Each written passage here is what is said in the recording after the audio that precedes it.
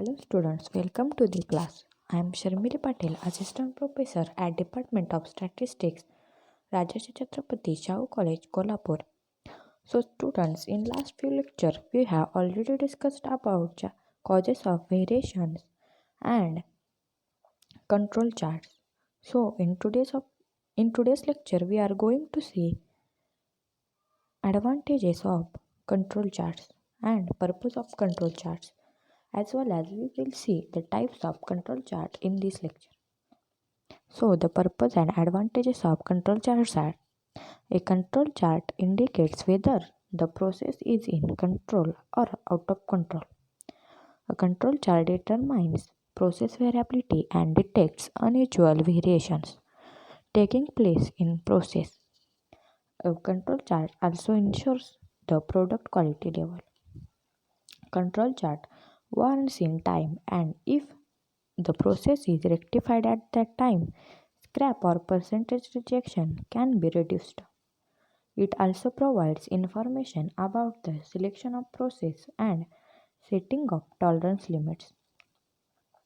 Also, control charts build up the reputation of the organization through the customer satisfaction. A control chart consists of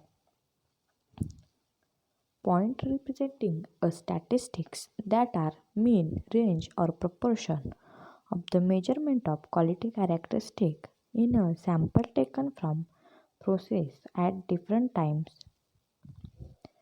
The mean of statistic using all the sample is calculated, that is the mean of mean of ranges, mean of proportions. Also, a center line is drawn at the value of mean of the statistic. The standard error of the statistics is also calculated using all the samples. The standard errors are calculated as standard deviation divided by square root of units in the sample for the mean.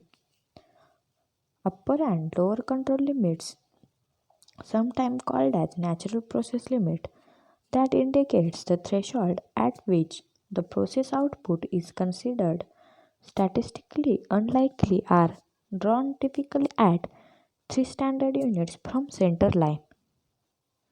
A typical control chart looks like as follows. Here on x-axis we take the sample number or time instance, and on y-axis sample quality characteristics. There is center line at the center limit of the control chart, which is calculated in earlier. Above that there is upper control limit, and below the center line there is lower control limit. Then the sample points are plotted on this plot.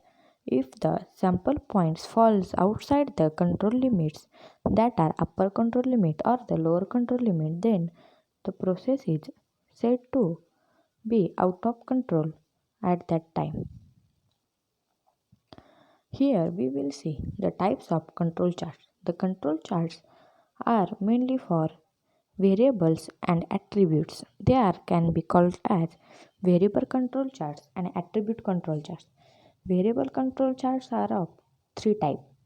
First is X bar chart, second is X bar chart and R chart, third is X bar chart and S chart. Attribute control charts, there are four control charts: C chart, U chart, P chart and NP chart.